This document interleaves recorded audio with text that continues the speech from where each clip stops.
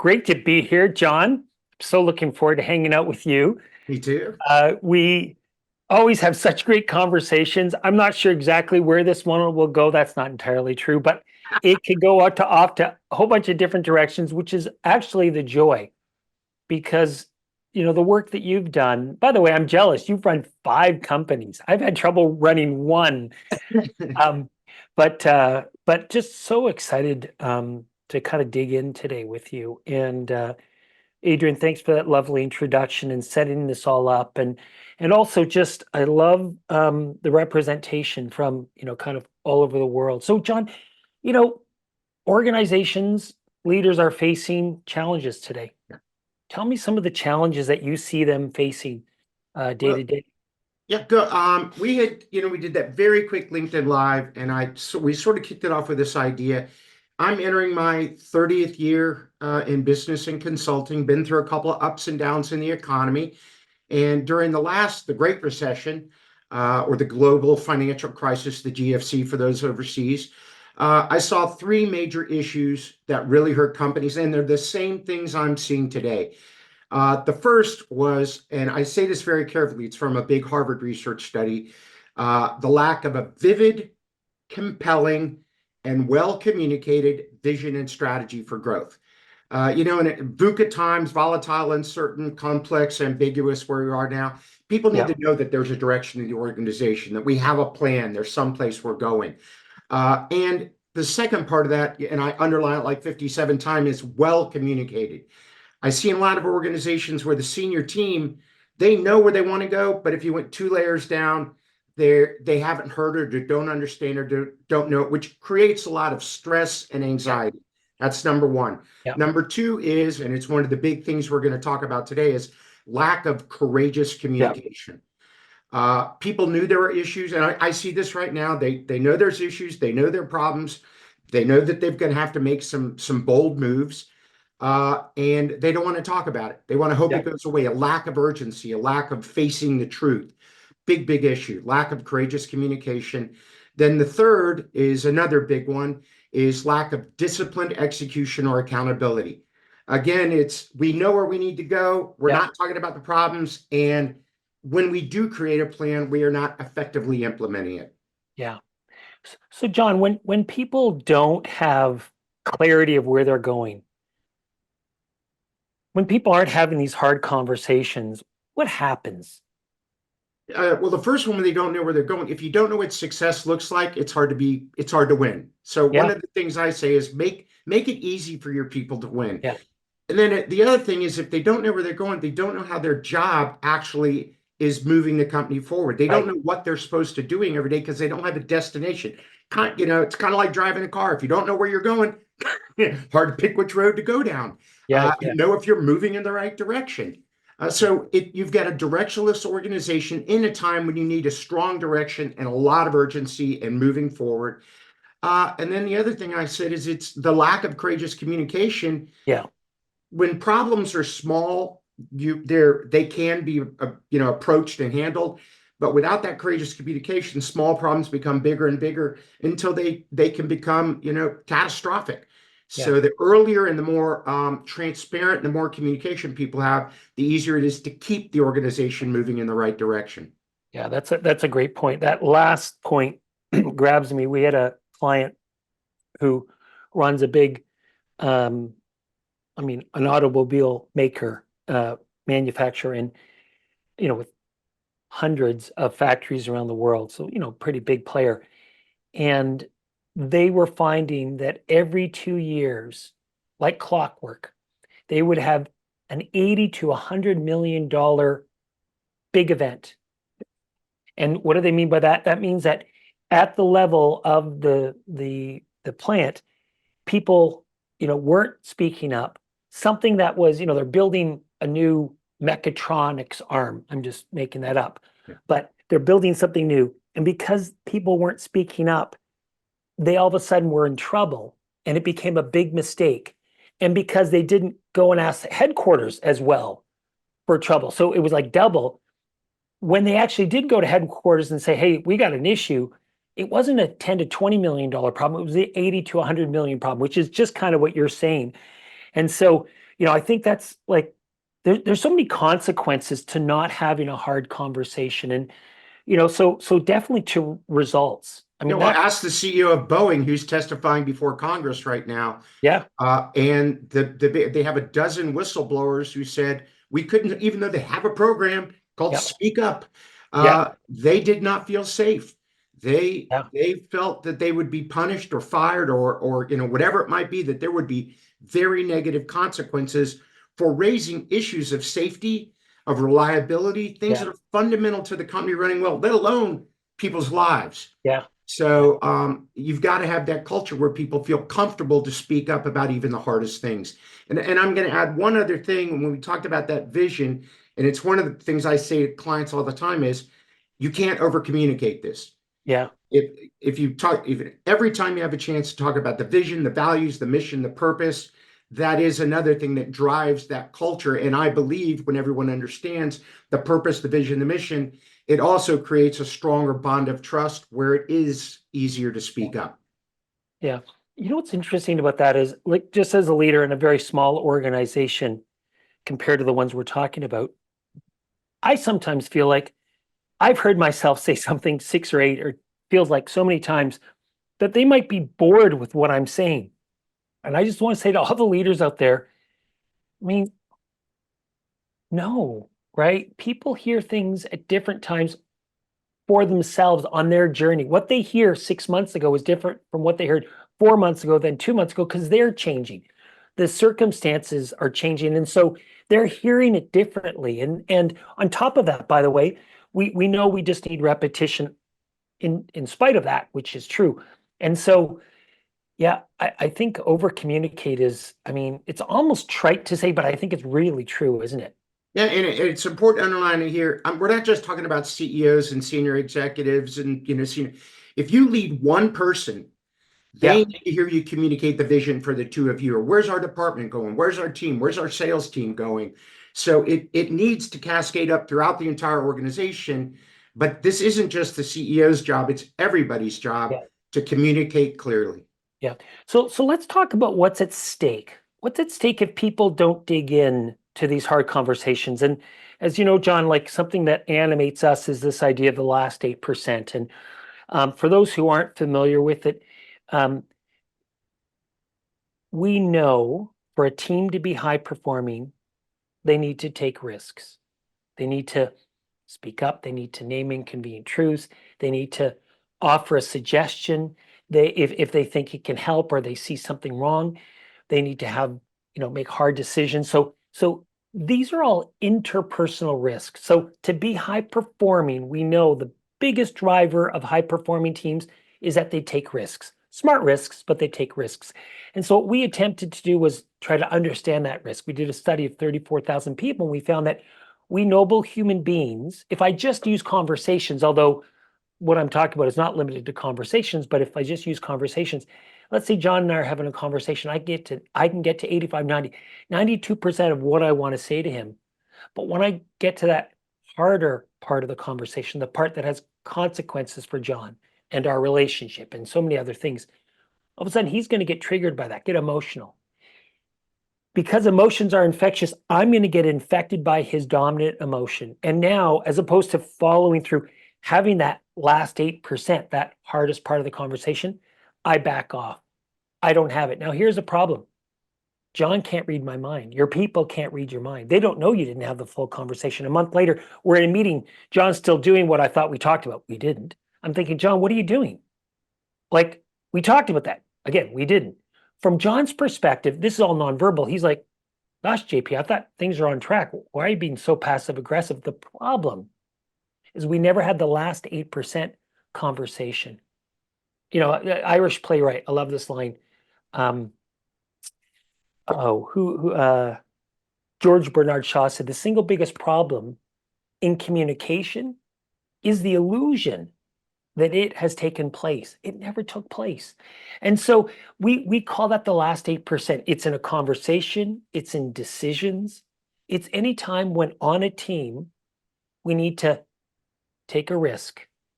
And so we've quantified it. And the last 8% is the gap between the risk we know we probably should take, the conversation we should probably have, and the actual one that we have. And that gap is the last 8%. And so from our perspective, John, look, when you hear the last 8%, what are some of the consequences? We've talked about a few in terms of I think there's definitely results, Boeing, clearly, this auto manufacturer. What are some of the other impacts when people don't have the last 8%? Well, and for everyone listening, we did not plan anything. This is just a conversation, between two people that spent decades working on this. As you were saying that, I was thinking, and I do a lot of executive coaching. There's a couple words that summarize probably 80% of my coaching. Did you say that to him? Did you tell her that? Like, oh, I got somebody complaining. This is now that happening. Did you tell them that? Well, no, but I'm sure they know. No, they don't. No, they don't know. So the consequences, we'll start at a low level and work it up. The Yep. consequences is I don't trust you, JP, because we don't communicate. I don't Right. feel safe talking to you. I don't have psychological safety. So I don't go that last 8%. And all of you, as you're listening, I want you to think about conversations you have with teammates, or maybe friends or family. Is even as good of a relationship you and I have, I'm afraid to get that last 8%. So that's going to impact two things: our relationship and ability to work together to Right. produce results. And every layer you go up in the organization, it cascades further and further down. Yep. I was speaking to someone today and talking about the fact that EQ and emotional intelligence, as you get higher and higher in the organization, which is around the things we're talking about: empathy, trust, communications, relationship building, gets more and more important, because you go from doing the work to managing the people that do the work, to managing the people that manage the people that do the work, Yeah. to eventually getting all the way up here. So now let me talk up here, and I'll give a Yeah. very quick Please. example. Please. I was working with the board of directors of a company, and out of their senior management team of about 11 people, two of them hated each other, Mm. uh, argued, fought. No one wanted to talk about it. They saw this dynamic happening, and they would, hoard resources and manipulate people. I won't drag you through it, but they couldn't work it out. And Yeah. eventually it caused the company to go out of business. There were 480 employees there. They Oh, went home on a Friday. They came back Monday. The doors were chained, literally. gosh. And I thought, there's a group of people that couldn't have the hard conversation, and two people that couldn't have a conversation. And it isn't 480 people. It's their Yeah, husbands, their wives, their kids. absolutely. They got to sell their homes. And this was a company where these people, it was very high technology in a small town. They're not finding another job there. So you've got a couple of hundred people whose lives have been completely economically and physically disrupted because a few people couldn't have that hard conversation. And I wish I could tell you that doesn't happen very often, but it happens far too often. And this, this is what you Yeah. focused on. Yeah. Gosh. Kind of heartbreaking, really, isn't it? When I talk to leaders, I try to help them understand. And again, whether you lead a few people or you lead, 100,000, I have a gentleman I coached that just moved from COO to CEO. And he said, I didn't realize how different it was going to be in this seat. Yeah. When I ran my first company, I used to lay awake at night worried about the mortgages I had to pay, the Yeah. cars I had to pay off, all the kids I had to put through college. I don't have kids. When you get to that level, the responsibility becomes huge, Yeah. and not being able to communicate clearly and have tough conversations, like I said, went through the economic turmoil, puts everybody's job in It, jeopardy. it really does. It really does. I think let's add on to that. I think so. Results, I mean, in really existential ways, as John has pointed out, I think there's another one, which is reputation. So when we're in a last 8% situation, we're feeling pressure. There's more cortisol in our brain. Cortisol is a stress hormone. One of the impacts or effects of cortisol is that it sears in memory. What does that mean? So 92% of the time, things are great. There's not much cortisol in the brain. We're doing our job. Now we're in the last 8%, John, myself, and a few others on the team. And if we have a big decision to make, or we're in the middle of a really tense conversation, there's more cortisol in everyone's brain. Cortisol sears in memory, which means that if I'm the leader of this team, or even if I'm a member, how I show up in that moment gets seared into their brain. and becomes my reputation, right? And it seems unfair. 92% of the time I'm doing great. Now I'm in the last 8%. Let's say I don't show up so well. Well, guess what? Sorry, that's human behavior. That becomes now, let's say I'm an avoider. What we know is when we face the last 8%, we can fall into one of two predictable default behaviors. 68% of us avoid, we pull away. 32% of us get a bit hot and make a mess, come on too strong, have impact we don't intend. I'm an avoider. If my manager sees me avoiding, doing something really important, in their mind now, my reputation has gone down. Do we want to give JP a mission critical job of some big project, some change? Of course not. And you know this, John, most organizations are not really very sophisticated in deciding who should get promoted. It's a bit of a crime, to be honest. It's not based on merit. And in fact, it's based on what's salient in the mind of the manager who's making that decision. And guess what drives what's salient in the mind of the manager? What you do in these last 8% moments. And so in some ways, it's like, everyone listening, one of the reasons you want to step in and do the hard things, take the smart risks, speak up, is because it's going to impact how people see you. And that's going to drive a lot of the decisions that have a direct impact on your career, your ability to provide all of those things. So I think that's another piece to throw into there, John.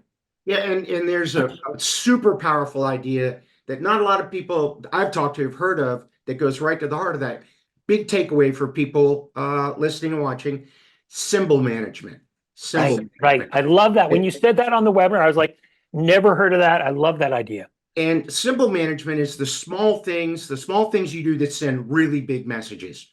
We can put it at the positive one, and I always use this example: the person who picks up the garbage in the parking lot on the way into the office, Right. or sees that there's a spill someplace, runs and get paper towel to clean it all up. At the other end of it, it's losing your temper in a meeting, Right.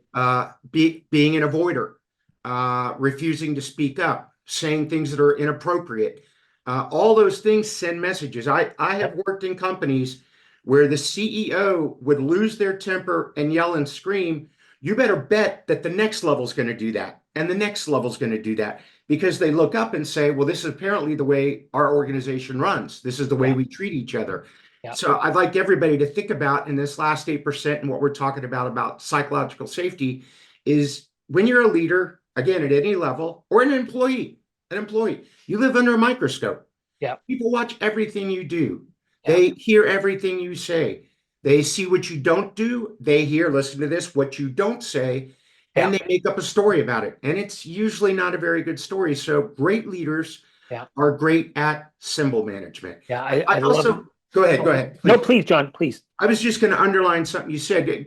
Project Aristotle from Google, looking at, I think, 10,000 of their top teams, and Google's pretty good at data analysis. The single most important factor in a high performance team by far was psychological safety. Exactly what we're talking about today. Yeah. I'll pick up on that Aristotle work in a second, but I just love what you're saying, that symbol management.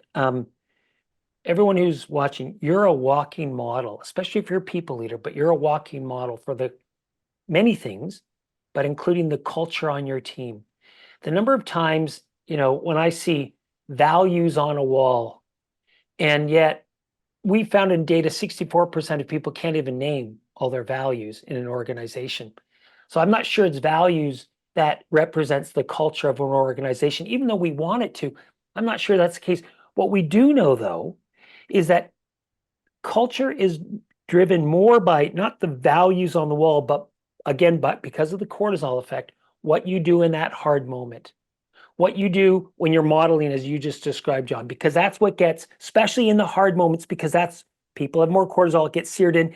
And, culture really is a story in an organization about this is how we do things around here. And what drives that, this is how we do things around here, are the stories of what you do in those hard moments, like you just described, John. And so, what's at stake in the last 8%? Our results, our reputation, but also the culture on our team. And, I wanted to let me ask you a question before I want to share something, John, but let me ask you a question. Why do you think people struggle? Like, what stops them from having the last 8% in your mind? I don't know that they've been trained in it to understand how to handle conflict well. I mean, Right? I've been teaching conflict resolution for many years, and I think it should be taught in high school. I mean, there's some very simple tools to Yeah. handle getting, but most people don't have those tools, so they don't know how to walk into a Right. conversation like Yeah. that. And then I think the greatest thing is fear of retribution, fear of humiliation, fear Right. of people thinking less of you. And it's easier, from what I've seen for most people, to avoid that, pretend it isn't happening, get out, shut down, than it is to go that last little bit and be Yeah. brave and Yeah. courageous and honest, and do both of you a favor in building your reputation and your relationship. But it's just not a skill that Yeah. most people have, and that is super prized in, unfortunately, a lot of cultures. Yeah. Yeah. I think you're right on with that. It's interesting because when we think of what drives the execution of a behavior, let's say it's risk taking, naming an inconvenient truth. In our data, by the way, that's the one we find is the lowest amongst most organizations and on most teams, which is interesting. So as we're thinking about culture, what are the things that drive people executing a behavior like risk taking, naming an inconvenient truth? Half fully comes from inside the individual, right? We call it individual difference. They're kind of, as you're saying, the skills, the capabilities, the confidence to use those capabilities. That's half. Half is in the environment. Half is, are you in an environment where you, as you said, feel psychologically safe? Are you in an environment where they're risk taking that you feel the environment is yielding to your taking a risk, to your efforts? Is it yielding to your efforts? And so what we did is we created this map of a study of 34, actually this one's 72,000 people. And I want to share that because it picks up on what you said about Project Aristotle. So for those who aren't familiar with that, that is the work that Google did. And so we, using that as well, looking at all the data, we found two pillars of a high performance culture. And John named the first one, which is really that you feel connected. You feel this psychological safety that you can take a risk and you will not be humiliated. By the way, for the record, humiliation is the most toxic, damaging of emotions. So if you want a recipe to ruin a relationship, just humiliate someone, you know?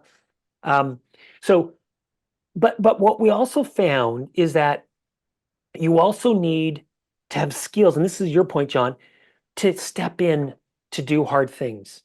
So it's kind of, we need both this feeling that it's safe, but even when it's safe, we still might not make we still might make the choice not to step in. And so we also need skills, as you're saying, John, to do that. And so we created this map, and I want to share this with everyone because it's something we're kind of like excited about at IHP. This is based on a study of 72,000 people where we found 4 clusters. And so in the upper left-hand quadrant, you can see we have courage on the vertical, connection on the horizontal. And in the upper left, where there's courage below connection, we'd call that a transactional culture, where its results matter more than relationships. And in fact, I mentioned earlier to everyone, when we hit a last 8%, 68% of us avoid, 32% of us make a mess, like we come on too strong. Well, the manager, and John said this, models the behavior. The manager in this kind of, on this kind of team, they make a mess. They blame, but they come on way too strong, they make a mess. In this kind of upper left-hand quadrant culture, because short-term results matter more than anything else, including relationships, people have to endure toxic bad apples. What does that mean? Well, you've got that one person on a team who's just, in all the different ways they show up and they affect everyone else on the team. Maybe they are make messengers themselves. Maybe they withhold information. Maybe they talk behind people's backs. But the truth is that even if they hit their individual KPIs, we now know they will diminish the performance of a team by 30 to 40%, which is incredible. By the way, really important point of all of this is that what I'm describing here with this map is that culture exists on teams, right? We now know culture exists less across an organization. There's some signal there, but it's less across an organization. It's more on individual teams. That's why you can be on two teams and they can have different cultures. But so I want you to think about your team as you look at this. The group think, where people choose unity over naming an inconvenient truth and kind of speaking up. So groupthink in the upper left is that people don't speak up because they're afraid they're going to get punished. So they don't. High anxiety, high burnout, it's not a great place to be. So that's the upper left-hand quadrant. Bottom right is what we call a family.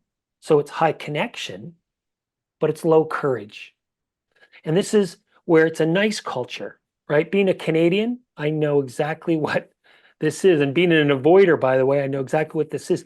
But it's, a nice culture, but unwilling, unable to do hard things. And so it's more not make a mess, which is upper left, it's avoid. It's mediocre standards, low accountability, right? We're going to talk about accountability here in a minute. It's slow. We got to get consensus, right? We don't want to do anything unless everyone has a voice. And the group think here is not, I don't want to speak up, upper left, because I don't want to get hammered. I don't want to speak up because I don't want to upset others. Fear-based is bottom left, where it's both low connection, low courage. And really the key here is that it's about inconsistency, right? People don't take risks because they don't feel connected. They're sometimes get, feedback, sometimes they don't. Sometimes they feel valued, sometimes they don't. They have to endure toxic bad apples because, again, risk, results matter. So we found that 67% of our sample of 72,000 individuals fell into one of these three. And in fact, family was the highest, 37%, which makes sense because that correlates with the fact that 68% of us are avoiders. That kind of makes sense. Now, there is an alternative. And it's kind of what you're talking about, John. To speak up, people need to feel safe. And they need to have skills to actually do the speaking up. And so when you have both high courage and high connection, we call that a last 8% culture. And there's really two key pillars: high accountability and high care. And as you have, John, some of the folks I've coached, and when I think of coaches that I've coached in, professional sports or Olympic, those coaches who really got it together, their athlete feels, and I use this word literally, that their coach loves them. There's such high care.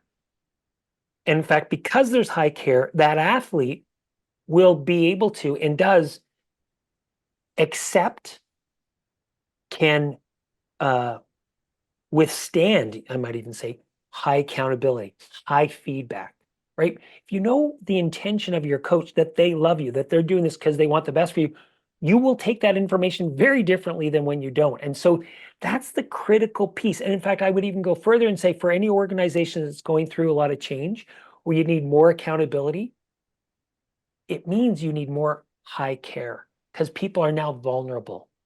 And so in an upper right-hand quadrant, when you have high accountability and high care, it leads to people feeling trust. I know where I stand because my manager's being straight with me. I know they love me. And because you have that trust, now you can take that smart risk. And that's the key to, everything else. It creates more feedback. There's this balance of results and relationships, but this is the big one. And it's really about what we talked about at the front end, John, around the, challenges organizations are facing. There is a lot of change. There's a lot of challenge. Everyone out there, you need to, and John and I in our organizations, you need to take risks. You need to take experiments. We know about innovation is not some people are clever and some are not. It's no, some people do more experimentation because just the volume of experiments lead to more innovation. That's it. And so you want to unleash your people to take more experiments and then drive more innovation. So John, love to hear your thoughts on our map, because I love your opinion on all things leadership and culture. So this is classic. Again, everybody, we just figure we get on here and share ideas. So this aligns so well with what I'm seeing right now. So a couple of things I teach in my classes, and this is the transactional and fear-based side.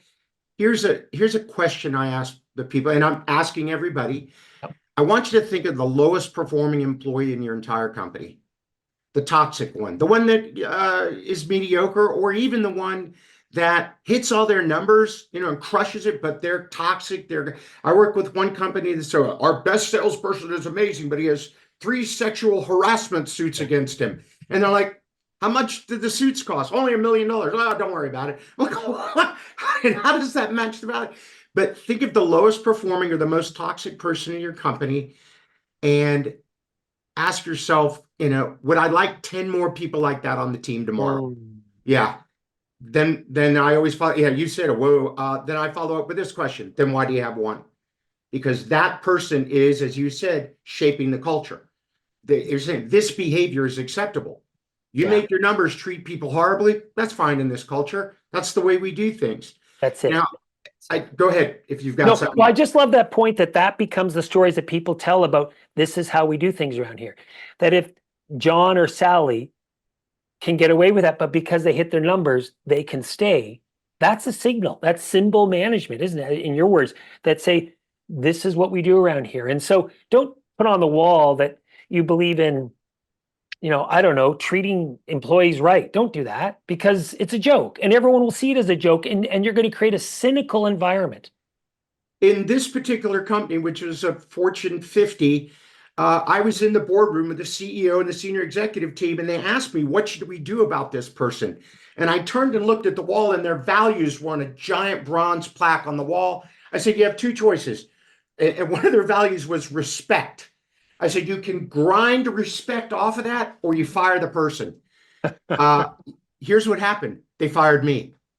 They didn't want the Wow. feedback. Yeah, they didn't want to hear that. They wanted to hear, I did not give them the last 8% information they wanted to hear, so they Wow. terminated me.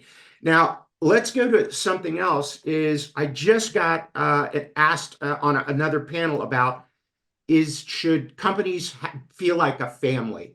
Hmm. Yeah, and here's sort of the thing that I said. I think it's great to love your employees like we're talking about, but you're not a family.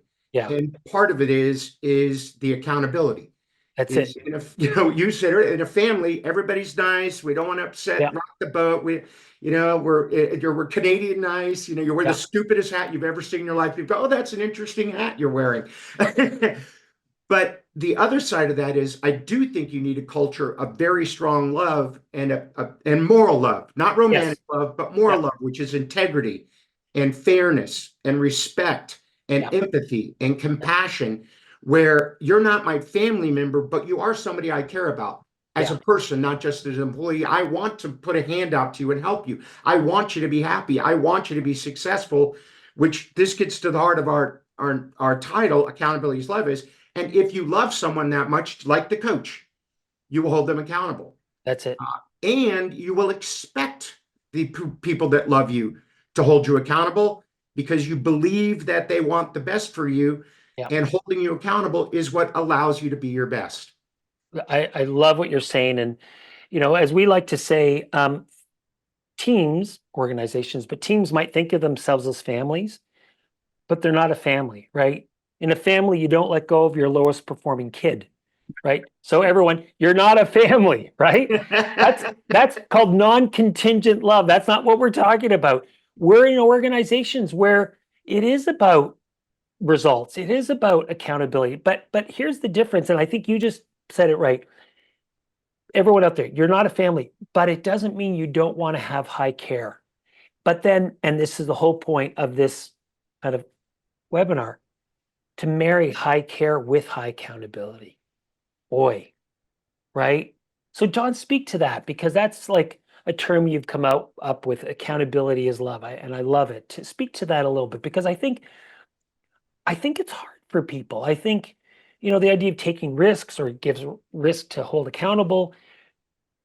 It's hard for people, and I think they're maybe not framing it in the way that maybe you and I think about it. So I'd love to hear your frame because I think that might help people. So there's the main reason that I hear is that people don't want to be mean. They don't want Right, to feel like they're hurting the other person's feeling, right. or talking down to them or telling them they're not doing a good job. And we just put all in the umbrellas. They feel like they're being mean.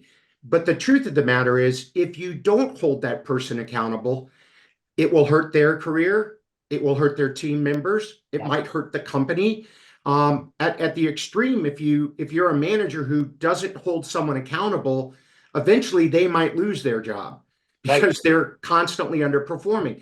The other thing is if you're a manager who can't hold people accountable because you don't want to be mean, there's a good chance you will lose your job. So the idea is holding someone accountable isn't being mean, it's loving them. Yeah. It's loving them enough to hold them accountable and help them do their best for themselves individually, for their family, for the company, for their team. So that's how I marry those two things is you have to love someone enough to hold them accountable. Yeah. I think you're right on with that. And in fact, I would even say it's a selfish motive not to give that feedback, have the last 8% conversation, hold accountable, because we don't want what's going to potentially come back at us. So I think it's actually selfish, the opposite of love, moral love that you're talking about. So I actually think so. So I think what I want everyone to couple things. One is to look at this map and think on your team, where is our team? Are we a bit more family? Are we a bit more transactional or somewhere else? Number one. Number two, what's your contribution to creating the kind of environment? Remember, 50% of a person's behavior is driven by the environment they're in. So, what are you doing to contribute to moving to that upper right hand quadrant culture? Then, number three, and this is a thing that I feel like for 25 years I've been passionate about and I continue to be. At the end of the day, if we're not able to self regulate in a hard moment, we're not going to be able to meet our goals, be in a relationship, build a culture on a team. So, really, at the end of the day, it's what do you do to manage your brain under pressure so you can stay and not run? So you can stay and have the hard conversation, hold someone accountable. And so, I want to push it at everyone here because the thing I know you experience, John, and I do at times, is people are like, "Oh yeah, this is true," and it's them. There's someone outside of me. And honestly, I just got to say to everyone, no, no, no, no. You have agency, right? If the fundamental unit where culture exists is the team, and you lead a team, you've got agency to take ownership of your team. By the way, use this map, put it in front of your team and say, hey, team, where are we? How could we be better? And then what can I be doing as a manager, to take ownership, to be a better manager for you? What am I not doing? Am I avoiding? Am I making a mess? Whatever it is. And I think everyone listening, I think you'll find that you will have the richest conversations that you probably ever had. That's our experience of bringing our last 8% culture system into organizations. They're like, oh my gosh, we've just had the richest conversation we've ever had. And so there's a lot here that we can do. Because John, I know you know this. Sometimes people go like, oh, culture, it's so ambiguous, it's so intangible. I don't know where to start. And so they kind of give up even before they start. Well, I'm a big fan of the idea that, some parts of culture are discovered. Oh, it's just this is how we do it. I think other parts are designed. That Mm, you sit down and say, this is the kind of culture we're trying to build. These are the acceptable behaviors. These behaviors are unacceptable. And I've got a couple things I want to talk about, but what are the things and I don't know this, JP, do you guys talk about team charters at all? we do actually. So I love that you asked that question, John. So in our culture change system, we without going into too much detail, what we would do is have kind of communication one to many to open this culture change system where we'd interview the CEO, but it's to the whole organization. Then we'd have a separate learning training for the people leader, right? So that they get these skills mainly to understand this content, but also to then deliver what we call our sprints. We've got these 4-week sprints where it's not the third party vendor, it's not the CEO, CHRO who's running it. It's the people leader takes this sprint technology and goes to their teams. And the sprint is essentially 30 minutes at the beginning of each of their team meetings for 4 meetings in a row, where there's a video of me talking about this stuff, discussion at the team level, and there's a whole guide to do that, just a PowerPoint. And then there's at the end this okay, what are the commitments we're going to make? And so it's a long way of, can I say that in fewer words? Probably, but it's a long way of saying what we want them to get to is building a team charter, a group of commitments that happen before you hit the rocky waters of the last 8%, right? So it's like, do this so that when you do hit a hard moment, you know, for instance, you've agreed we want to be an upper right hand quadrant culture. Okay. Right. So that means that we're all going to be a little less comfortable.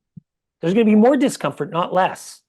And so that's part of the agreements you make. And, another one might be assume positive intention. If John and I are having a hard conversation because we've agreed we want to be an upper right hand quadrant culture, I can say, hey, John, I'd love to have a last 8% conversation with you. And we've agreed in our charter, let's say, that we're going to assume positive intention. Maybe we did that, maybe we didn't. But if we did, then John knows, even though because I'm under pressure, I might not be showing up at my best. I might be a little less skillful, but you know that my intention is not to, cut you off at the knees. It's because in fact, I'm feeling anxious to have this, John, because I want to have a good relationship with you and I want to have an upper right hand quadrant. And that's part of how we see team charter. But tell me how you kind of think of team charter. Well, it's basically the same way you do. I sort of an agreement, rules of the road, if you will. Right. These are the ways we're going to treat each other. You're going to show up on time. We're going to turn off electronics. We're going to assume good intent. Yeah. We're going to, a whole list of things that all of us on the team agree that this is, decision making authority, how we'll make decisions. But Yeah. you made the key point is do it before you hit the rocky spot. Yeah. Do it while the team is doing well. Sit down and say, all right, let's talk about how we build this into a last 8% culture. One of the tools I use, and I want to make sure I have enough time to talk about the steps to Yeah. accountability, is I will ask your group, and you guys do this with your teams. Like JP just gave you a great thing. Show them the map, talk about that. Another one I do is I'll sit down and say, I'd like everyone to share just for a minute or so. I want you to think about the best team you've ever been on in your life. Mm. Could have been sport, might have been in school, might have been in college, might be in a business, might be in your community, whatever it might be. I want you to reflect on what are the elements that made that team so spectacular. And what you're going to find out is the stuff we're talking about here. We could talk about anything. We had each other's back. We Yeah. trusted each other. We were doing something that was important. Everybody on the team was good, but they wanted to get better. We pushed each other. And I'm sure a lot of you, as you're listening now, you're thinking about that team you were on, and you're saying a lot of the things John and JP are talking about were elements that were on the very best team. The neat thing, and kind of like you said, an amazing conversation comes from looking at this map, but a pretty cool conversation comes out of people sharing, I was on this team in high school, my basketball team, or Yeah. whatever it is. And people get emotional. But the fun thing is, everybody realizes we're all saying the same sort of stuff Right. about high trust, high Yeah. accountability, all those things. Yeah. Almost independent of the context, sports, non-sports, Yeah. technology company, service company. It almost doesn't matter, right? I think that's a great part. In our minds, the reason that we suggest you take this map is, what is a map? It helps us understand where we are at and where we want to get to. And so we find, because more organizations, 37% are in the family quadrant, question we often get is, how do I move to the upper right-hand quadrant? It's a great question, right? Well, first of all, it's you in your charter, you say, yes, we want to be in the upper right-hand quadrant. And by the way, you're not actually agreeing to be in the upper right-hand quadrant. What you're agreeing to are the consequences of being in the upper right-hand quadrant, which means there'll be more discomfort, not less. There's going to be more growth. There's going to be more times when you don't know, but you're agreeing to that, right? There are times when people are going to give you feedback that may not feel very good, and you're agreeing to that. But how do we move to upper right-hand quadrant, let's say from family? Because that's the biggest move that we're seeing in most of the data that we collect right now. So I think team charter, number one. I think another one is, as a manager, to be, first of all, I would say get coaching as a manager, you. And I think of myself, I've had a coach or a therapist for like 13 years. When life's going well, it's a coach. When it's not going so well, it's a therapist. But in every situation, I sit there with my coach and I talk to them, and they're my kind of third party, no skin in the game, who can give me some real reality testing. John, you coach a lot and you know how this works. A good coach will sit there and challenge. So I get challenged. And you know what? I'm way better now at last 8%. I started off as an avoider and I still at times avoid, but not nearly as much. By the way, one other thing, you know why I know that? Well, I mean, because Bill Benjamin, my business partner, and Tams and Plaxton tell me, my business partners tell me, that I'm, uh, maybe not avoiding as much. But I'll say this. There's another consequence when we avoid the last 8%. So we talked about to results, we talked about to our external reputation, talked about to our culture. But there's someone else watching. We're watching. When I see myself avoid, I feel a bit of shame and embarrassment, and it starts to kind of be a bit of a downward cycle down. And I feel shame, embarrassment, and it eats away at my confidence. And I have to say, and again, I have a long way to go. I'm a work in progress, as anyone is, but I definitely am. I know I avoid a lot less now, and it actually builds my confidence. That's the other thing. A last 8%, I'd love everyone to reframe a last 8% situation, accountability differently. So not as something that feels horrible and we want to avoid, which you might still experience that, but different. I want you to reframe how that feels. So it feels bad, the last 8%, but I want you to reframe that as a last 8% opportunity, your biggest opportunity to grow yourself, your biggest opportunity to grow a relationship, to grow intimacy in a relationship, your biggest opportunity to grow the culture on your team. So you actually want last 8% so that you can actually build the kind of culture on your team that can really make a big difference. Now, John, one of the things that you talked about is kind of steps to accountability. Love to hear that if that makes sense to talk about now. Well, go. I see a lot of questions coming up, so I'll go through this rather quickly. Okay. And if you go to my YouTube channel, there's some videos on this there. Send me an email, john@johnspence.com, and I'll shoot you a video on this. But there are the key thing to understand with accountability, it's all around clarity of expectations. That when it's very, very clear what I'm going to be held accountable for, and I agree to it, we've got a much better opportunity. So here's the step. Step one is 100% clarity plus appropriate authority and resources. I'm going to get, and it's, not everything, but if it's a mission critical project, I need to invest the time to sit down with that person and explain in excruciating detail. This is what success looks like. Here's how we're going to measure it. Here's the due dates. Here's your budget. Here's your decision-making authority, and Yep. make sure they've got all that. Yep. Step two then is 100% agreement. The person needs to say, I understand what I'm going to be held accountable for. Here's my budget. Here's the due dates. Here's the KPIs. Here's my resources. Here's my decision-making authority. And then there's 2 words or 2 sentences go by that. I have everything I need to accomplish this, and I accept 100% accountability. I agree this is a reasonable goal. I accept accountability for it. Yep. Number 3 is to track progress, follow the KPIs. Yep. And there's a big idea with the KPIs is whenever possible, make them binary. It's 1, 0, black, white, yes, no. Here's the keyword, no guessing. Yep. One of my favorite phrases is ambiguity breeds mediocrity. And if we can, and we'll take this a lot, last 8% conversation. If the goals are binary, the KPI, it's not me versus you, JP, and it's not my opinion or my emotions or not favoritism if we're in the family. It's data. Yeah. You and I are friends. I love you. We work together. However, you said you're going to sell 2 million this month. You sold 1.7. How can we get the last 300,000 together? Yeah. Yeah. The next step. So most people think you track them to punish them. That's why they're afraid of it. They're afraid of being humiliated in a meeting for not making their numbers. The next step is to mentor and support them, to coach them. So when someone slips, and I use green, yellow, red, from green to yellow, they don't get yelled at, they get coached and mentored and supported. Right. Which leads to the last 2, celebrate success lavishly. And I don't mean throw money at them. If you can, you will. But, reinforce positive behavior with, celebrating, exciting, making a good role model of them. Then the last one is refuse to tolerate mediocrity. Yeah. If someone is consistently not meeting their goals, you're coaching them, you're tracking them, they know what they're supposed to do, and it isn't happening, then you've then you've got a really tough last 8% conversation. Yeah. So I see we've got about 8 minutes left. Okay. You do what you want to do, and I Well, do let's, leave a little time for a few questions, guys. So yeah, a bunch of them yeah, popping up yeah. there. So let me, I'll ask one of the questions. One of the things that I would say is, as you, everyone, are going through change and challenge, and you're going to need more accountability, just remember that means you're going to have to dial up more care.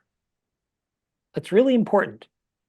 And part of our model, and John, I know you probably, this fits with you, but people will not take a risk, will not be courageous unless they feel connected. That's that Aristotle work, the psychological safety work, right? So, John, what are some of the most effective ways? Here's one of the questions from one of the attendees. What are the most effective ways to authentically, truly develop a connection? To get to know the individual, your employee as a true individual, to find out their hobbies, what's important to them, their background. You know, I'm a wasn't really I don't didn't have a high level of empathy early in my career. So I actually kept a file on everybody that reported to me, on their kids' names, their Hmm. favorite sports teams. I even went to my team and asked them, what is something small and meaningful I could give you if you did a great job?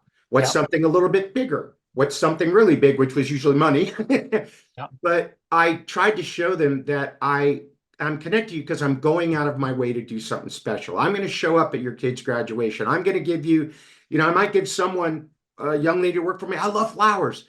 So I Yeah. went down to the local flower shop and arranged to have the flowers they couldn't sell at the end of the week delivered to her every Monday.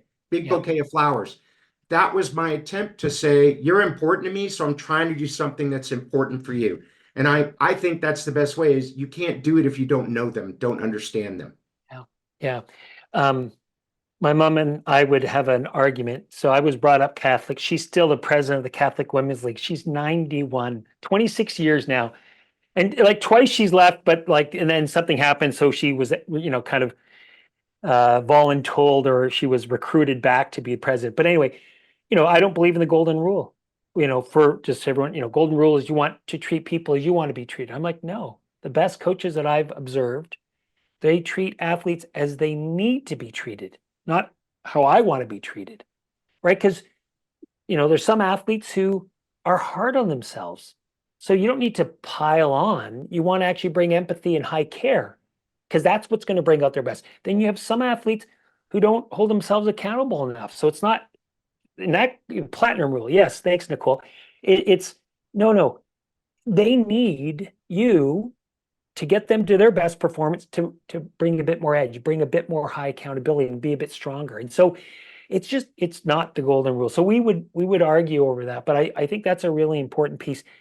But what it comes down to, I'm just trying to underline your point. You got to know your people, right? You got to understand them. I'll say one more thing, and then I'm wondering if Adrian, if there's other questions you want us to answer. But I'll just say this: the other thing is, I want everyone to see that it's actually through a last 8% situation that you can build intimacy. So our experience has been, and certainly my life, when I've actually dug into a hard conversation, we often think it's going to go horrible. And look, at times it doesn't go great. But the vast majority of times, what comes out of it is this intimacy. All of a sudden, I've kind of really shared with John about, what's not working for me in the relationship, or where I'm frustrated. And, he now has more information. Now I get more information. And in fact, as opposed to breakdown, we get breakthrough. And so I just want to challenge everyone to, when you're going through that hard last 8%, as opposed to as opposed to going to this default of like, last 8% sucks, excuse my language, it feels horrible. And as opposed to being a victim and saying, why is this happening to me? I want you to flip it and say, why is this happening for me? What's the opportunity here? How could this how might this help me transform myself to be better in these kind of situations? But how can it maybe help me build a better relationship with this person? So I love how our work just dovetails so well, John. It's awesome. Adrian, are there any other questions, or are we coming to a close? Give me a sense of where we're at, big fella. Yeah, Again, everyone. So we did actually have a couple of great other questions come in, JP. Okay. The first one here was, how long does it take to change the culture of an organization? Wow. Great question. Do you want to go with that one, John? I would love to see what you say. If you're going to make a major culture change, it's my belief that it's 18 to 24 months minimum. Minimum. If you're communicating, you've put the energy, the effort, the time, the training, the systems, the processes, all the things it takes to change a culture, you have not even earned the right to look up for a year. And it's going to be beating your head against the wall and the same message over and over and over again. At about a year, you could look up and you'll see a little progress. At 18 months, things are going to start to get going. And at 24 months, I believe the culture is starting to turn. That's been my experience. JP? Yeah. So, because you feel so strongly about defining culture as really being on that team level, like that's the fundamental unit of where culture exists, that we think about it as what's the amount of time you need to change the culture on a team. And then if you do that across an organization, we think you can scale culture on a team in months, not years, in fact. So it's slightly different, but only maybe because we're just thinking about it in smaller unit sizes. Yeah, Maybe I that's would agree with you. A team, months. yeah, yeah, Months, not years. An yeah. organization, and especially a large organization, Right, for sure. over 500 employees, Yeah, maybe even over 1,000. It's 2 years. A right. team, I'm in full agreement with you. Yeah, You can change the culture of a team rather quickly. So yeah, good clarification. yeah. Any other questions, Adrian? There was one other, JP, and this one was Sure. culture map related. Okay. So, yes, how do you move from a family to a last 8% culture without seeming to employees like you are transactional or even fear-based? Huh. Hmm. So that's a good question. I in some ways, I think, John, do you have a ready answer? I'm happy to answer, but do you have anything? The I just look at the change process and say there's a couple of three or four things I look at. Number one is we need to understand that we need to change. What I would Yeah, call an irresistible case for change. right. That is, I guess, looking at the culture map and saying where we are doesn't Yeah, work. yeah, People need a clear vision of what the new culture will look like, something that's compelling and exciting, and how we're going to work together better, and we're going to be more honest and more vulnerable. And then a sense of urgency to start doing the things now that will move us there. Because if there's a big gap, people will just, this is going to pass, this too shall yeah, pass. Um, that's how I look at changing things. yeah, I'm sure you have more information to add on not making it seem like you're yeah, transactional or fear-based. yeah, yeah. So I love what you're saying. So there's a couple of layers here that I'm thinking, Adrian. One is that the change process is an emotional process, right? All change is personal.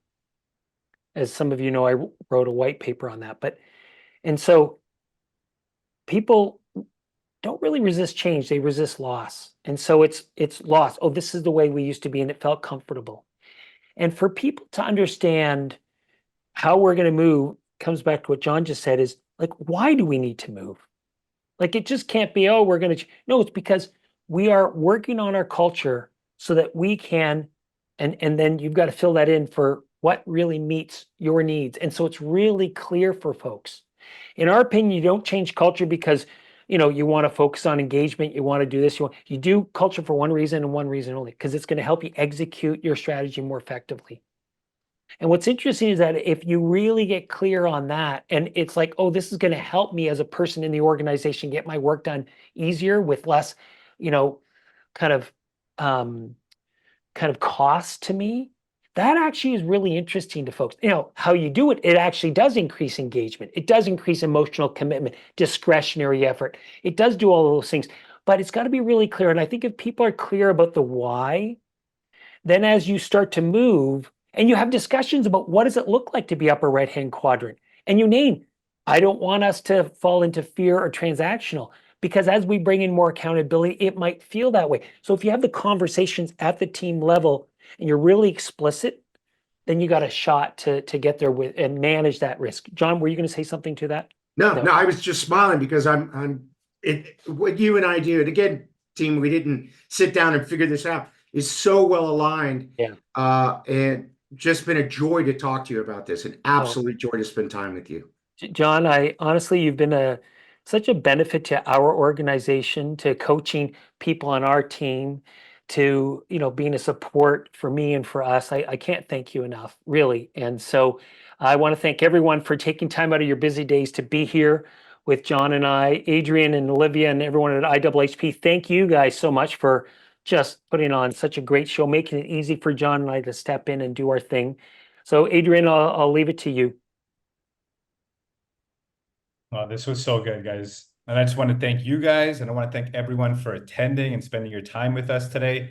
Feel free to visit our website at iwhp.com. You can learn more about our emotional intelligence solutions and our last 8% culture system. And I saw that a few questions came in about sharing the replay, so please check your email, as we will be sending you a recording of the webinar and lots of additional information and resources. And once again, thank you, JP and John, again, for this great, insightful conversation. You guys were great. I learned a lot. I hope everyone else did. And we hope to see you all again at our next webinar. So thanks again, everyone. Enjoy the rest of your day.